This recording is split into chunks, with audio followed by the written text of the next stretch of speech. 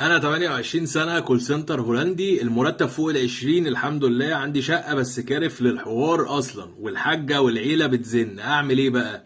او ده من ضمن الحاجات اللي كنت بتكلم فيها، ان في شباب كتير بتبقى معاها فلوس ومعاها شقة ومعاها امكانيات ومش عايزة تتجوز ليه.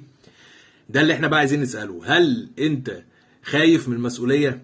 طب انت بالنسبة لك الموضوع ان انت شايف ان مفيش بنت تستاهل، او شايف ان انت لسه ما قابلتش البنت المناسبة؟ ما هو فيها اسباب كتير.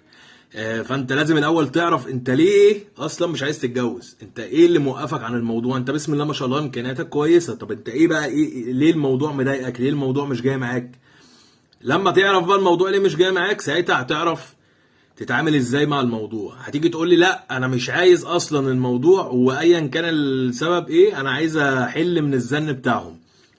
خلاص خليك واضح، قول لهم يا جماعه انا مش هتجوز. لو انت الموضوع بالنسبه لك قافله تماما، بس انا اشوف ان طالما معاك امكانيات اللي انت تفتح بيت، يبقى اتجوز احسن.